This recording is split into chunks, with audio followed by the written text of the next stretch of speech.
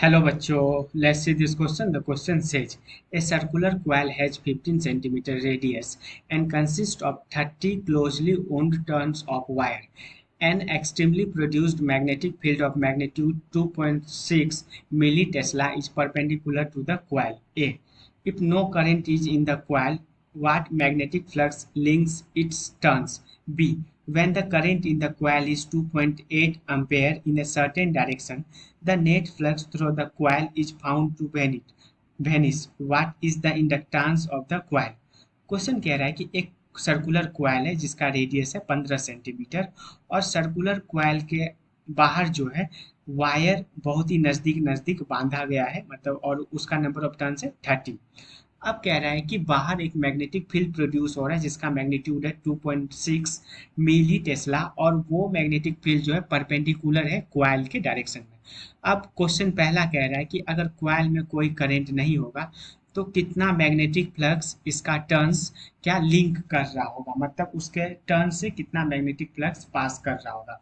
और part two है question में कि अगर करंट जो है क्वाइल के अंदर 2.8 एम्पेयर है और जो नेट फ्लक्स है क्वाइल के थ्रू वो अगर जीरो है तो क्वाइल का इंडक्टेंस क्या है। तो बेसिकली क्वेश्चन में दो दो क्वेश्चन है मतलब क्वेश्चन के अंदर दो क्वेश्चन है, क्वेश्चन ए क्वेश्चन बी। तो पहले तो इस क्वेश्चन का क्या की कॉन्सेप्ट समझते हैं अपन। जो पहला वाला क्वेश्चन है जिसमें कि अपने को मैग्नेटिक फ्लक्स पूछा है उसका जो की कॉन्सेप्ट होगा उसका बेसिकली एक फॉर्मूला होगा और वो फॉर्मूला है phi is equal to N B A. Phi क्या है? फा है मैग्नेटिक फ्लक्स, एन है नंबर ऑफ टर्न्स, बी है मैग्नेटिक फील्ड और ए है एरिया ऑफ द क्वाइल। उसके बाद जो पार्ट टू है जिसमें कि इंडक्टेंस पूछा गया क्वेश्चन में, तो इंडक्टेंस का फॉर्मूला होता है N phi upon I. N phi upon I, यहाँ पे N number of turns, I जो है ये वाला जो फाई है ये मैग्नेटिक फ्लक्स है और आई जो है ये करंट है। तो आते हैं पहले क्वेश्चन पे। पहले क्वेश्चन में क्या पूछा है? पहले क्वेश्चन में पूछा है मैग्नेटिक फ्लक्स।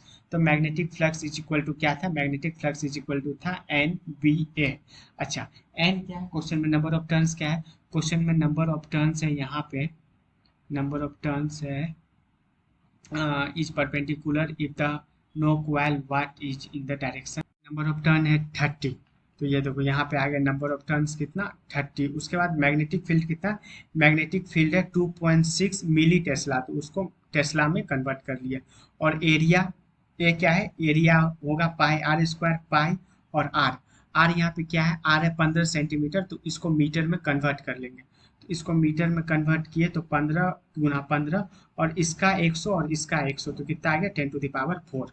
अब देखो ये डिसिमल उड़ा और ये 30 के साथ कट गया, तो ऊपर कितना आ गया? ऊपर आ गया 26 गुना 3 गुना 3.14, 3.14 गुना 225।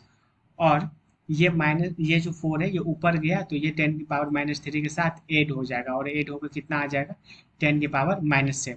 अब देखो 26 गुना 3 गुना 3.14 गुना 225 जो है मल्टीप्लाई करने पे आता है 55,107 और ये आ गया कितना 10⁻⁷। इसको जब डिवाइड किए तो ये आ रहा है 5.5 इंटू 10⁻⁻3। अच्छा, इसको हम लोग ऐसे भी लिख सकते हैं 5.5 मिली वीवर। वीवर क्या होता है? वीवर होता है मैग्नेटिक फ्लक्स का यूनिट। तो पहला का आंसर आ गया। अब आते हैं आंसर दूसरा का। दूसरा में क्या पूछा था? दूसरा में इंडक्टेंस पूछा था और इंडक्टेंस का फॉर्मूला था L is equal to N phi upon आई।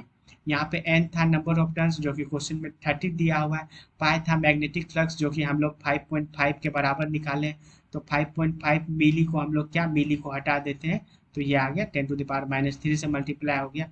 और आई जो है आई करंट है और करंट था 2.8। अब देखो ये वाला डिसिमल और ये वाला डिसिमल आपस में कट गया।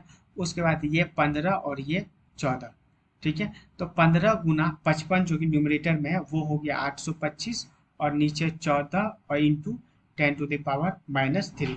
अच्छा, 825 को जब 14 से अपन डिवाइड दिए तो ये आ गया 58.9 इंटू 10⁻⁻3। और जो इंडक्टेंस होता है उसका यूनिट होता है कितना? हेनरी। तो इसको हम लोग ऐसे भी लिख सकते हैं 58.9 मिली हेनरी। ये आ गया क्या, इंडक्टेंस। तो जो पहला का आंसर आया वो आ गया 5.5 मिली वीवर, और जो दूसरा का आंसर आया वो कितना आ गया, 58.9 millihenry. Hope you understood it well. Best of